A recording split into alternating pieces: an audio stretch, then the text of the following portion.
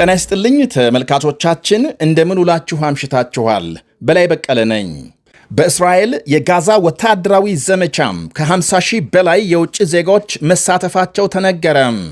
ኢትዮጵያውያንና ሌሎች የማይጠበቁ ሀገራት ዜጎችም እንዳሉ ተነግሯል።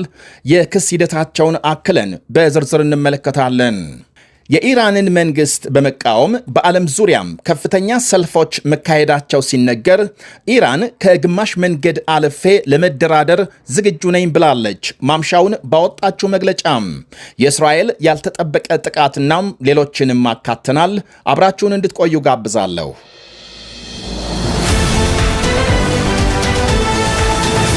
በጋዛ ጦርነት በሺዎች የሚቆጠሩ የውጭ ዜጎች ለእስራኤል ተሰልፈው ሲዋጉ መቆየታቸው ተነገረ። ከዓለም ሕጋዊ ተጠያቂነት ጋር ሰፊ ውዝግብ አስነስቷል።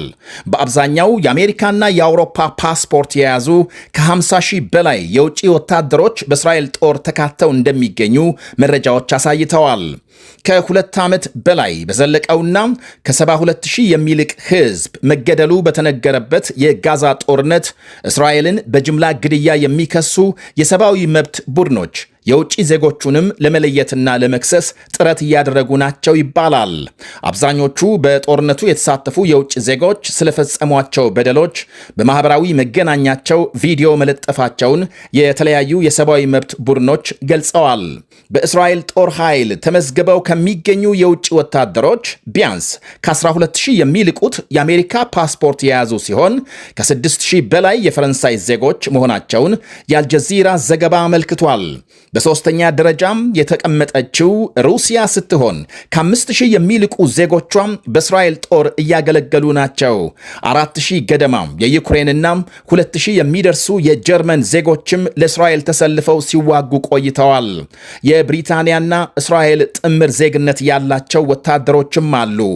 የደቡብ አፍሪካ፣ ብራዚል፣ አርጀንቲና፣ ካናዳ፣ ኮሎምቢያና የሜክሲኮ ዜጎች የሆኑ ከ3000 በላይ ወታደሮች የኢትዮጵያና የእስራኤል ጥምር ዜግነት ያላቸው 1400 ገደማ ኢትዮጵያውያን ወታደሮችም በጋዛም የጦር ወንጀል ፈጽመዋል በተባለው የእስራኤል ጦር ኃይል ተሰልፈው አገልግሎት እየሰጡ ናቸው።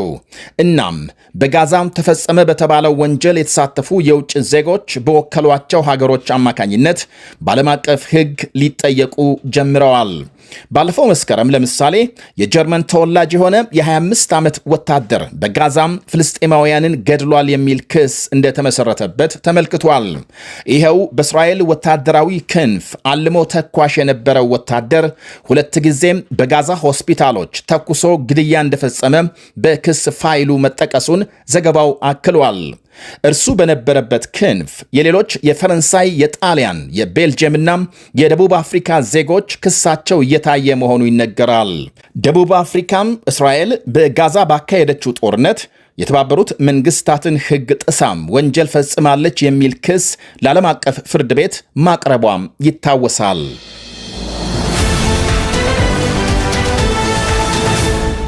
በዓለም ዙሪያም የኢራንን መንግስት የሚቃወም ትዕይንተ ሕዝብ መካሄዱ ተሰማም። ኢራን ከግማሽ መንገድ አልፌ ከስምምነት ለመድረስ ዝግጁ ነኝ ብላለች። የኢራን ተቃዋሚ መሪ ሬዛ ፓላቪ ያቀረቡትን ጥያቄ ተከትሎ በተለያዩ ከተሞች የቴሄራንን መንግስት በመቃወም ሰልፎች መካሄዳቸውን ዘገቦች አመልክተዋል። በጀርመን ሚዩኒክ፣ በሎስ አንጀለስ አሜሪካም፣ በቶሮንቶ ካናዳ፣ በእስራኤል ቴል አቪቭ፣ በሊዝበን ፖርቹጋል፣ በሲድኒና ለንደንን ጨምሮ በበርካታ ሀገራት ሰልፍ ተካሂዷል። 250 ሺህ ሕዝብ ገደማ በተገኘበት በጀርመን ሚዩኒክ ከተማ በተካሄደው ሰልፍ ተቃዋሚ መሪው ሬዛ ፓላቪ ባሰሙት ንግግር የመጀመሪያ መልእክቴ በዚያው በኢራን መንግስትን እየተፋለመ ላለው ጀግናው ሕዝባችን ነው። ብቻህን አይደለህም፣ ዛሬ ዓለም ከጎንህ መሆኑን አረጋግጧል በማለት ገልጸዋል። በተጻራሪው የኢራን አገዛዝን ሙሰኛም፣ ጨቋኝ፣ ልጆች የሚገድል በማለት አውግዘው ነገ ነፃ በምትወጣው ኢራን ታላቅ ሀገርና ሕዝብ መሆናችንን ለዓለም እናሳያለን ብለዋል። በሎስ አንጀለስ በተካሄደው ሰልፍ ሴት ልጃቸው ኑር ፓላቪ ባሰማቸው ንግግር ኢራናውያን በዚህ መጠን ከጨቋኙ አገዛዝ ነፃ ለመውጣት የተቃረቡበት ጊዜ የለም ስትል የሀገር ውስጥ ትግሉን ያደነቀች ሲሆን ፕሬዝዳንት ዶናልድ ትራምፕ ከጨፍጫፊዎች ጋር የሚያደርጉትን ድርድር እንዲያቆሙ ጠይቃለች። በካናዳ ቶሮንቶም 350 ሺህ የሚገመት ሕዝብ አደባባይ ወጥቶ የኢራንን መንግሥት ማውገዙ ተመልክቷል። ታህሳስ መጨረሻም ከኑሮ ውድነት ጋር በተያያዘ በመላው ኢራን ተቀጣጥሎ 3 ሳምንት ገደማ በዘለቀ ሕዝባዊ አመፅ መንግሥት ኢንተርኔት ዘግቶ በሺዎች የሚቆጠሩ ሰልፈኞች መግደሉ ይነገራል። ራሱ መንግሥት ከ3000 በላይ መገደላቸውን ማረጋገጡ ይታወቃል።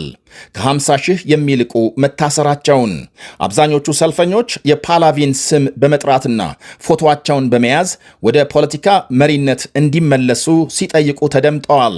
በዚህም ከ50 ዓመት በኋላም ፓላቪ የወደፊት ኢራንን ለመገንባት ፍላጎት በማሳየት እንቅስቃሴ ጀምረዋል። ይህንኑ ዓለም አቀፍ ሰልፍ ተከትሎ የኢራን መንግሥት ከግማሽ መንገድ በማለፍ ከስምምነት ለመድረስ ዝግጁ መሆኑን ገልጿል። አሜሪካም ማዕቀብ ስለ ማንሳት ለመነጋገር ፈቃደኛ ከሆነች። ከቢቢሲ ጋር ቃለ ምልልስ ያደረጉት የኢራን ምክትል ውጭ ጉዳይ ሚኒስትር አሜሪካም ስምምነት ለመፈጸም ፍላጎት ካላት ኳሱ በእርሷ ሜዳ ነው ብለዋል። አሜሪካውያን ቅንነት ካላቸው በኢራን በኩል ስምምነት ለመድረስ ፈቃደኛ መሆናቸውን ገልጸዋል። ባለስልጣኑ ቴሄራን 60 በመቶ ያበለጸገችውን ዩራኒየም ጥራት ለመቀነስ በመጀመሪያ ዙር ድርድር ሐሳብ ማቅረቧን የጠቀሱት ሚኒስትሩ ይህም ስምምነት ለመድረስ ዝግጁ መሆኗን የሚያሳይ ነው ብለዋል። እናም አሜሪካውያን ስለ ማዕቀብ ለመነጋገር ዝግጁ ከሆኑ በእኛ በኩል ከግማሽ መንገድ በላይ ተጉዘን ስለ ዩራኒየም ሆነ ሌሎች ጉዳዮች ላይ ለመደራደር በራችን ክፍት ነው በማለት ገልጸዋል።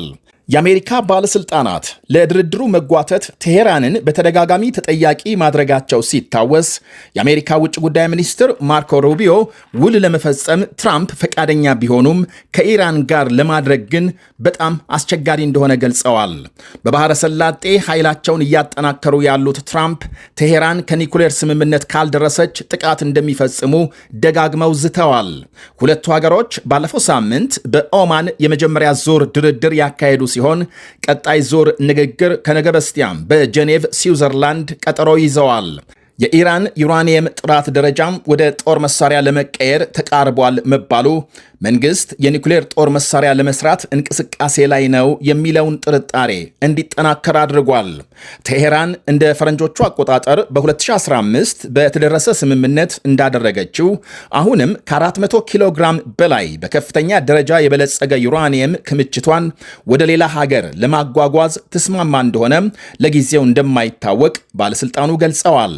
በያኔው ስምምነት ኢራን በዝቅተኛ ደረጃ የበለጸገም 11000 ኪሎ ግራም ዩራኒየም ወደ ሩሲያ ልካ የነበረ ቢሆንም ትራምፕ በ2018 ስልጣን ሲይዙ ከስምምነቱ በመውጣት ከቴሄራን ጋር ተመልሰው ቅራኔ ውስጥ መግባታቸው ይታወቃል።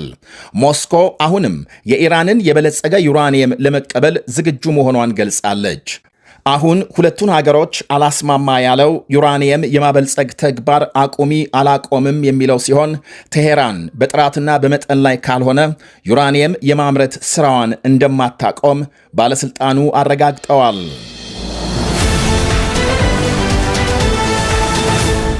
እስራኤል በጋዛ ሰርጥ ዛሬ በፈጸመችው ጥቃት 11 ፍልስጤማውያን መገደላቸው ተነገረ።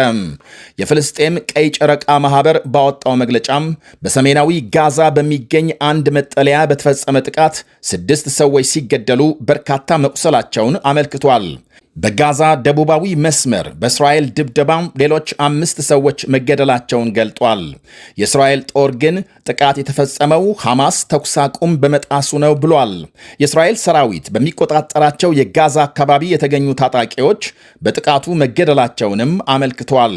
በእስራኤልና ሐማስ መካከል ባለፈው ጥቅምት ተኩስ አቁም ስምምነት ከተደረሰ ወዲህ አንዳቸው ሌላኛውን ስምምነቱን በመጣስ ሲከሱ ቆይተዋል። ስምምነቱ ከተደረሰ ወዲህ 600 ሰዎች መገደላቸውን የሐማስ ባለስልጣናት ይናገራሉ። የዛሬው ጥቃት የተኩስ አቁሙ ቀጣይ ምዕራፍ ሊጀመር ዝግጅት እየተደረገ ባለበት ወቅት ነው ተብሏል። ፕሬዝዳንት ትራምፕ ስምምነቱን የሚከታተል የሰላም ቦርድ ባለፈው ወር ማቋቋማቸው ሲታወስ በጋዛ የሚሰማራም ዓለም አቀፍ ኃይል የማቋቋም ኃላፊነትም ተጥሎበታል። የሐማስን ትጥቅ የመፍታት ሂደትንም ይቆጣጠራል።